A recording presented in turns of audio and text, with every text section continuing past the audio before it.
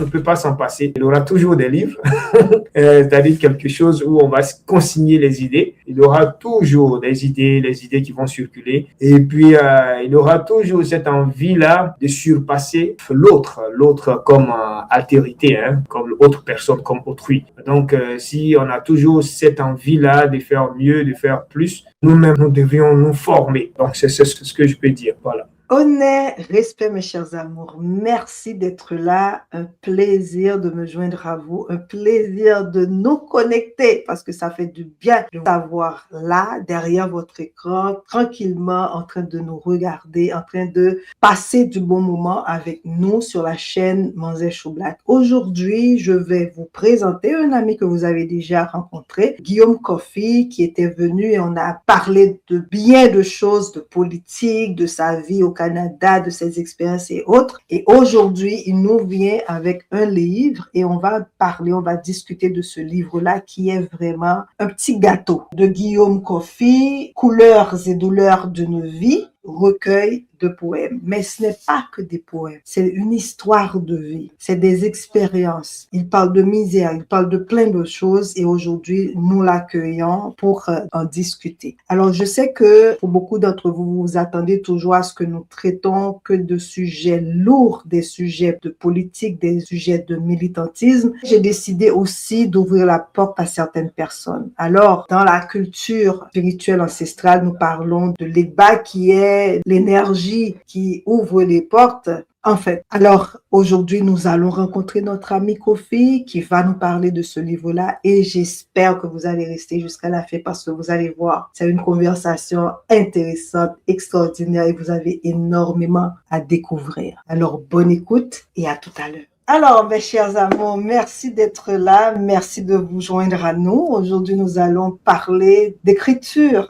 Ça fait partie de notre culture, de nos cultures. Nous avons avec nous un invité que vous avez déjà eu le plaisir d'accueillir chez vous, dans votre salon. Et aujourd'hui, on belote et on va rebeloter, probablement à un autre moment. Mais c'est avec un grand plaisir que je reçois aujourd'hui à notre émission sur la chaîne Manzé Show Black, Guillaume Kofi. Alors lui, on l'a déjà rencontré. Je dis lui parce que je me permets. On se parle beaucoup, on était collègues. En tout cas, vous allez sur son émission, la précédente, et vous allez avoir une meilleure idée de qui il est. Mais comme j'ai déjà eu à le dire à l'introduction, vous avez déjà une idée de son background, comme on dit, de son cheminement intellectuel. Et aujourd'hui, il n'est pas venu seul. Il n'est pas venu avec une femme, ni un enfant ou quoi que ce soit d'autre, mais sinon avec un livre que j'ai le plaisir de lire. Guillaume Kofi, Couleurs et douleurs d'une vie. Je vais vous dire, c'est avec délice, j'ai dégusté. C'est le cas de le dire, chaque page, parce que chaque page parle. Ça va nous chercher dans les tripes. On lit ça, on recommence. Moi, il y a certains, en tout cas, j'ai trop parlé. Je vais vous présenter Guillaume qui est là avec nous. Alors, très cher Guillaume, comment tu vas? Et bienvenue chez toi. Comme tu sais, les portes sont restées ouvertes pour toi. Alors, comment tu vas? Bonsoir, Darlene, ma chère Darlene. Comme tu as commencé très bien aussi en disant, cher Guillaume, donc ma chère Darlene, je vais très bien.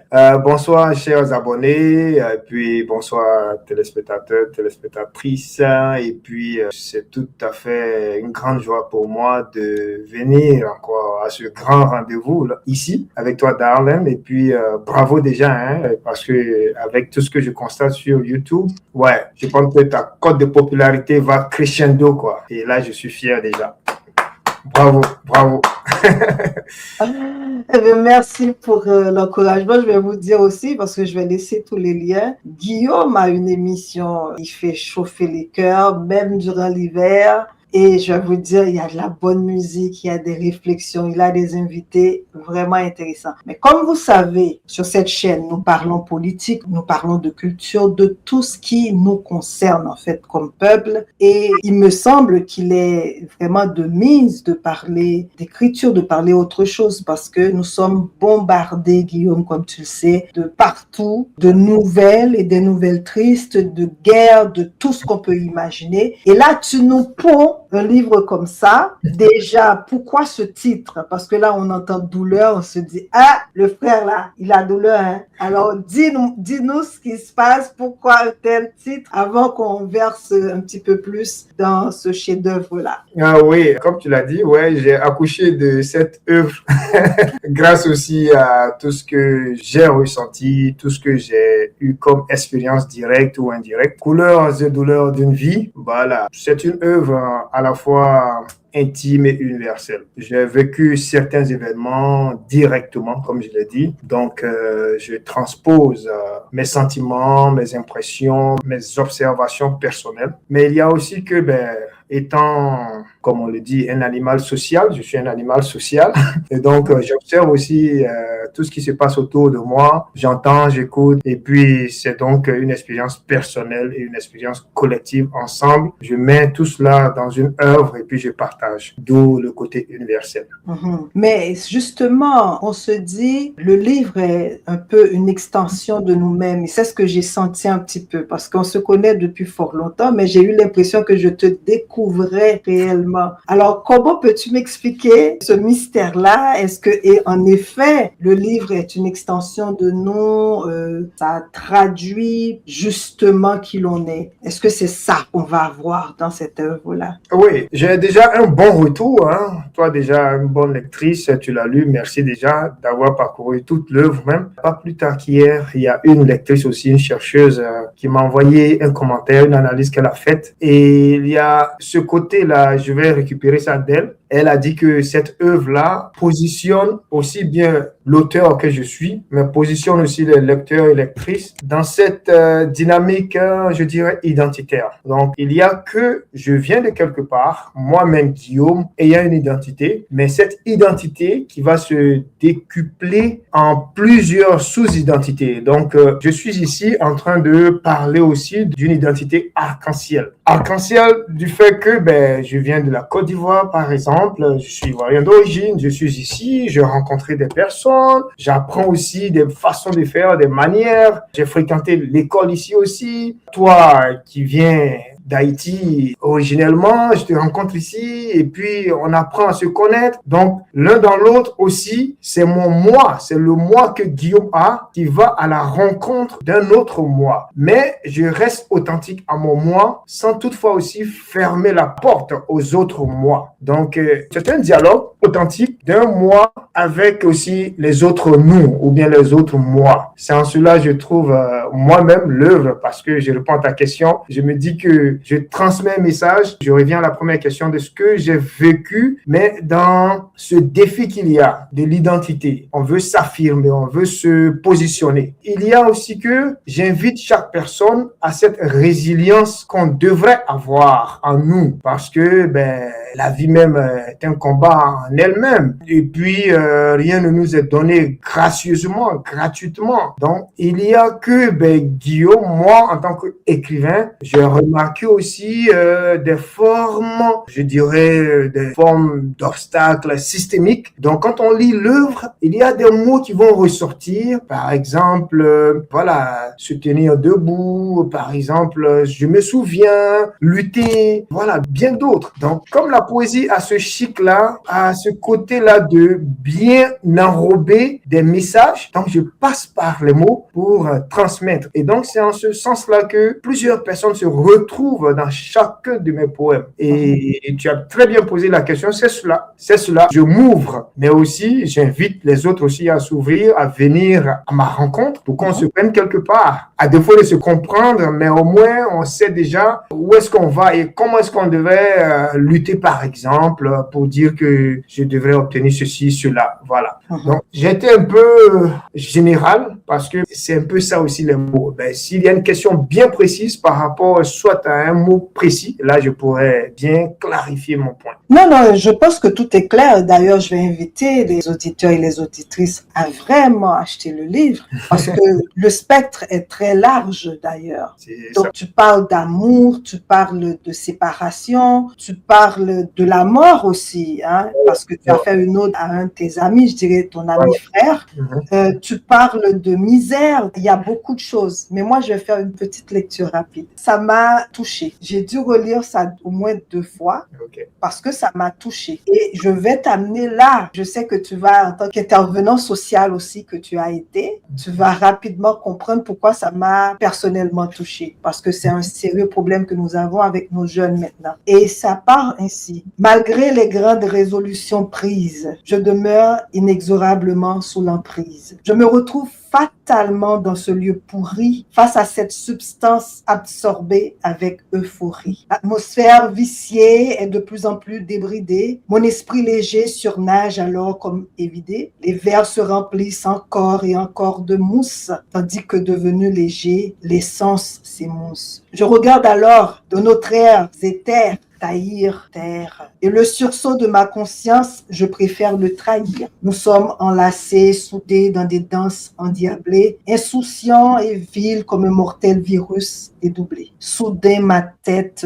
tourne et mes triples me tenaillent. Dans un élancement atroce, je déverse mes entrailles. Ce n'est qu'un moment de l'éternel calvaire, car à mon réveil, j'aurai encore en main un verre. Quitte à quelle scène, quelle expérience de vie qui t'a inspiré ça? Parce que je vais te dire très sincèrement, j'ai des parents, j'ai des jeunes qui ont ce démon en fait, qui se battent pour s'en sortir. On sait que cette consommation, cet alcool-là qu'on vend dans beaucoup de quartiers moins chics, moins chers et qui fait sombrer tout un pan, tout un groupe en fait de notre société. Guillaume, pourquoi ça? Je dois faire un peu ma biographie. Je suis éducateur déjà à la base. Je suis aussi communicateur. Donc ici, pour aller directement, parce que toi aussi tu as donné de très beaux exemples, hein, je passe par ces vers-là aussi pour éduquer, pour traduire, pour transmettre un message. Maintenant, comment est-ce que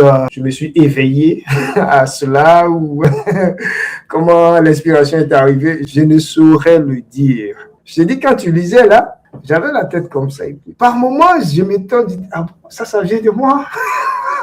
Oui, ça vient de toi. Tu es impressionné par toi-même, je suis. Oui, oui. Et je te l'avoue, je ne sais pas si certains auteurs ont ce même sentiment. Certaines personnes m'ont lu des poèmes à moi et moi-même, je me demandais, mais waouh, l'inspiration était là, hein? À quel moment je l'ai écrit ça?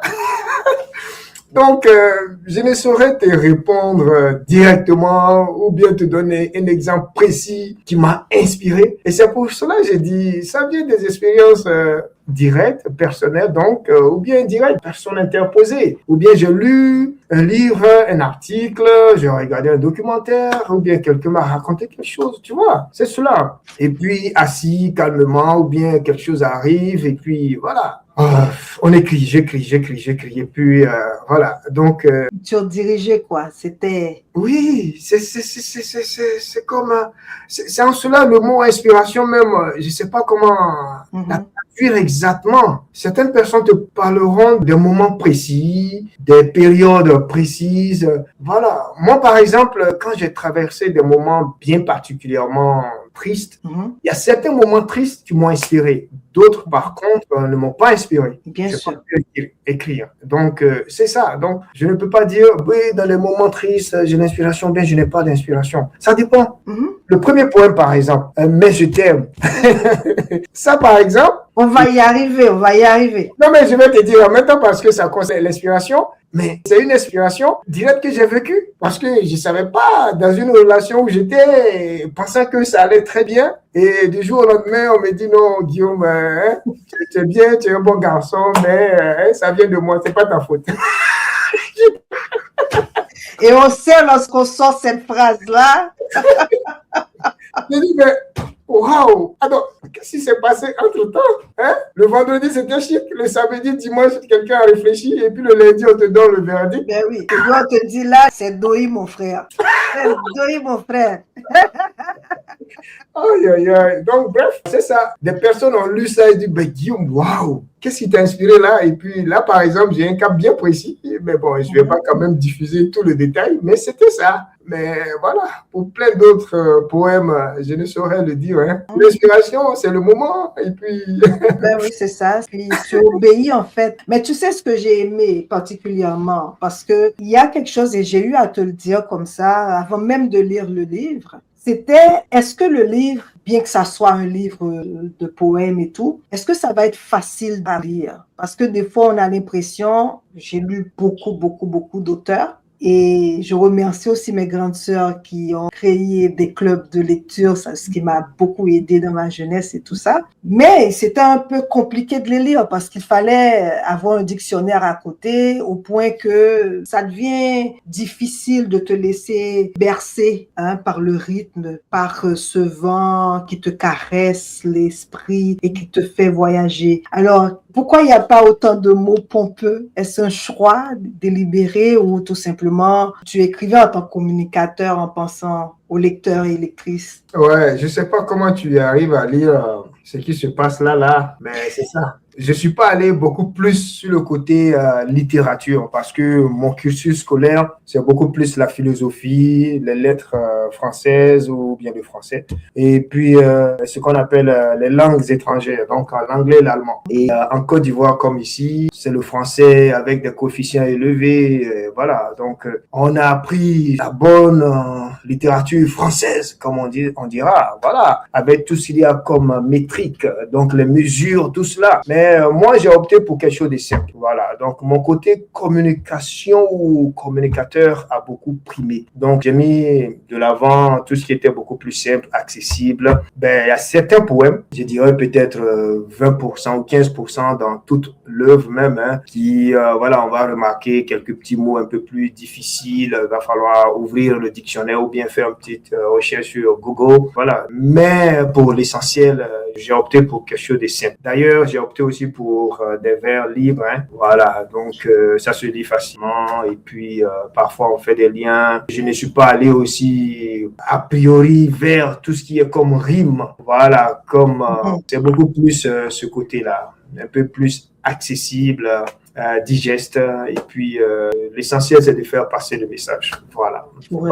On sent que c'est un communicateur qui a écrit ça. Et je te remercie du fond du cœur parce que c'est pas que je suis en train de faire l'apologie de la facilité. Parce que ce n'est pas facile, comme tu vois, il y a des mots qui sont très peu accessibles, qu'on n'utilise pas tout le temps, à moins qu'on soit dans un milieu où il y a des lecteurs, des intellectuels, il y a des mots comme ça qui sont recherchés. Tant mieux parce que ça va stimuler l'intelligence de beaucoup de gens, la curiosité aussi. Mais ce que j'ai aimé, parce que je me dis, il y a des jeunes qui vont aimer ça, il y a des jeunes qui aiment la lecture et il y a des jeunes que ça va inspirer. Alors, quel serait pour toi ton message pour les jeunes qui, on voit malheureusement, qui sont submergés par les médias sociaux et qui ne lisent pas comme avant? Quel serait ton message pour ces jeunes-là? Parce qu'il faut se le rappeler, tu es au Salon du Livre de Gatineau. Jusqu'à quand? Parce que probablement, il va y avoir des gens aussi qui vont vouloir s'y rendre là. Donc, ton message pour les jeunes et jusqu'à quand tu seras au Salon du Livre? Au Salon du Livre, le salon continue jusqu'à dimanche. Voilà. Et puis, moi, j'ai déjà fini mes 2 journées de dédicaces, mais je vais faire un tour encore pour faire du réseautage. En ce qui concerne l'invitation aux jeunes, déjà, pas forcément lire mon œuvre, mais tout commence à la maison, j'ai envie de dire. Tout commence à la maison. Ou bien, pour faire un peu de la littérature, on va dire presque tout commence à la maison, pour ne pas être trop catégorique. Moi, je suis arrivé à l'écriture parce qu'à la maison, mes parents avaient une grande bibliothèque. Donc, on a grandi là-dedans, dans les livres. Donc, ce que je pourrais dire aux jeunes, d'inciter leurs parents, de demander à leurs parents de leur offrir des livres, de leur acheter des livres. Maintenant, c'est peut-être nous, adultes d'une autre époque, d'une autre génération, et de nous adapter aussi aux jeunes avec tout ce qu'il y a comme support de lecture. Voilà, pas forcément quelque chose de livresse papier, là. Et puis, peut-être aussi adapter aussi. Il y a des audios, il y a aussi des formes, peut-être en dessins animés, je sais pas. Mais il y a plusieurs créateurs qui sont en train de penser aujourd'hui à des façons de traduire des livres sur plusieurs supports ou bien avec des versions adaptées. Voilà, donc c'est ce que je peux dire. Avec tout ce qui se passe dans ce monde, on a l'impression que le livre capture des idées, capture lecture des émotions. Est-ce que tu penses que écrire vaut toujours son pesant d'or? Est-ce que écrire vaut toujours la peine? Parce que là, on a l'impression que tout doit se faire de façon rapide. C'est comme le McDonald's, hein? C'est le fast-food. Quelle est la pertinence aujourd'hui de lire et d'écrire, Guillaume? Aujourd'hui, l'écriture, moi je pense qu'avec l'écriture, il faut être patient, il faut s'investir, il faut être aussi quelqu'un qui a cette soif-là de savoir un peu plus, ou bien d'avoir un peu plus d'autres versions, ou bien d'autres sources. Quelqu'un qui a toujours cette soif intellectuelle de faire mieux, d'apprendre plus, de contribuer aussi à sa façon aussi à la circulation des idées. Voilà, et donc le livre a toujours sa place, hein. Le livre a toujours sa place. Tout ce qui est mis en pratique là, c'était la théorie là. Et voilà, des gens ont pensé, et puis il y a des personnes qui pensent à comment aussi les traduire concrètement dans la vie pour que ces choses-là soient beaucoup plus faciles. Donc tout est d'abord théorique, comme on dit, donc idée. Puis après, il y a ce côté matériel-là. Donc, on ne peut pas s'en passer. Il y aura toujours des idées, les idées qui vont circuler. Il y aura toujours, il pourrait avoir d'autres noms, hein, pas forcément livres, mais il y aura toujours des livres.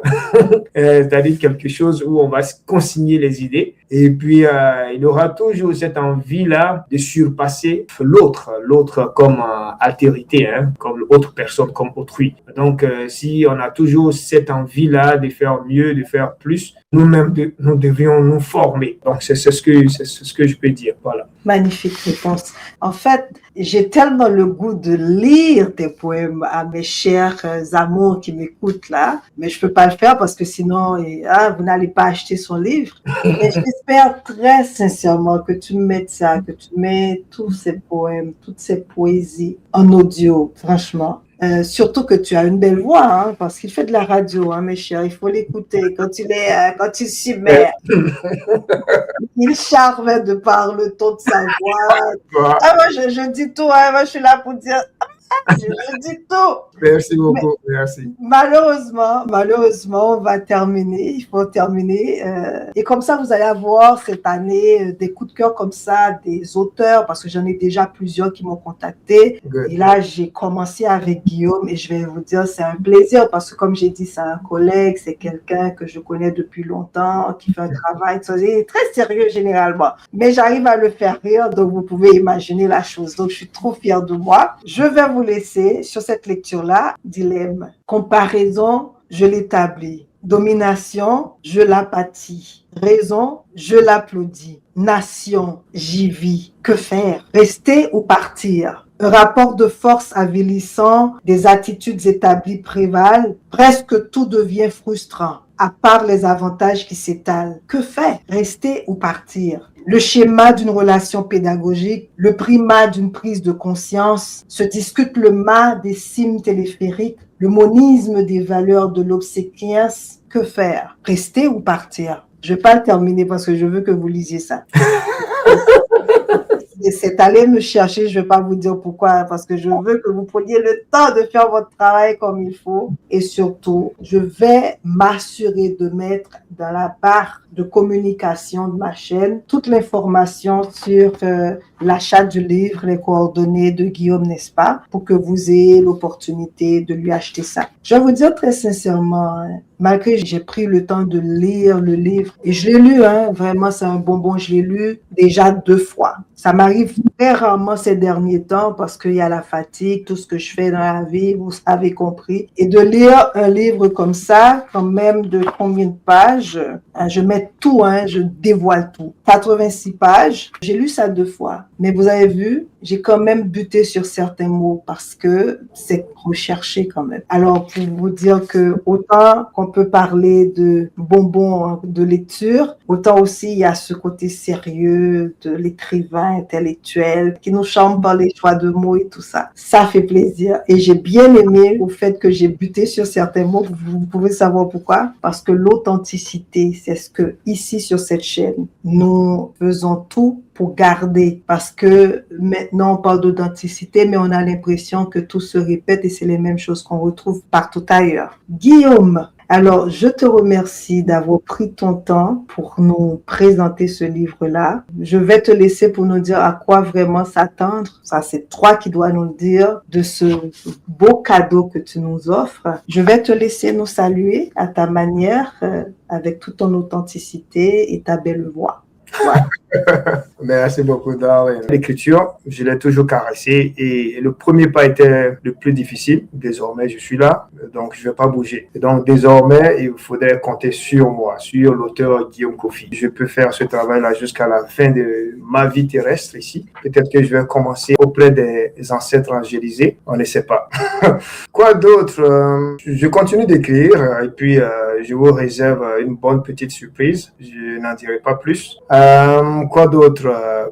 Remercier toutes ces personnes qui m'ont soutenu à la sortie même de cette œuvre. J'ai eu le soutien de mes collègues, de mes amis, de tout mon réseau d'amis, de connaissances. Et puis, à des moments particuliers comme ça, c'est le plus beau cadeau qu'un auteur, qu'un écrivain puisse recevoir. Personne ne m'a déçu. Toutes les personnes auxquelles même je pensais ont répondu présentes et m'ont soutenu.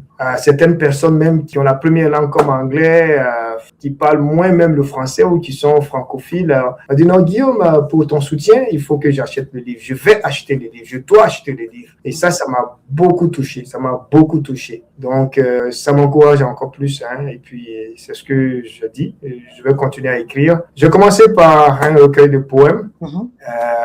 La poésie n'est pas tout à fait accessible ou pas trop accessible, mais comme je l'ai dit, j'ai opté pour tout ce qui est beaucoup plus simple, avec des mots beaucoup plus accessibles, permettez-moi la répétition. Et donc, je pense que c'est une façon aussi de mettre aussi dans la poésie. Je vais continuer plus tard, pas plus tard, mais je vais continuer aussi à écrire d'autres livres, des romans, avec tout ce que vous pouvez imaginer, peut-être une biographie, une autobiographie, voilà. Et puis, je vais explorer un peu. C'est le théâtre que je n'ai pas beaucoup appris. J'ai fait à l'école, mais en termes d'écriture, de théâtre, on n'a pas fait ça comme projet. Mais la poésie et puis tout ce qu'il y a comme narration, là, on a beaucoup fait ça à l'école. Bref, je suis là, comptez sur moi et je compte aussi sur chaque soutien de chaque personne. À toi, Manzé Black, en tout cas, merci beaucoup. Merci de m'avoir ouvert les portes, comme tu l'as dit, au tout début, de ton émission, de ton programme. Et puis, c'est toujours un plaisir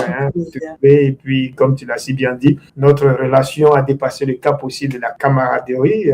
Nous sommes, on va dire, dans la dynamique de l'amitié au bon sens orthodoxe. Et donc, voilà. D'ailleurs, tu me l'as prouvé au printemps dernier, lorsque j'ai passé ma ceinture noire, tu t'es déplacé, tu es venu. Et il y a eu ce témoignage-là d'un ami que je ne vais pas oublier, que je ne vais jamais oublier, qui m'a dit, Guillaume, c'est toi qui as déplacé Darlene? Waouh, qu'est-ce que tu as fait? Comment tu as fait? J'ai dit, j'ai rien fait de spécial. Il n'y a pas eu de... C'est ça le sens de l'amitié, le sens de la communauté, ce qu'on prône. Donc, je te dis encore grand merci pour tout ce que tu fais pour me soutenir. Dans la communauté aussi, tu soutiens toute personne qui en a besoin. Et par ta chaîne aussi, tu m'ouvres aussi un canal de diffusion, de promotion de mon œuvre.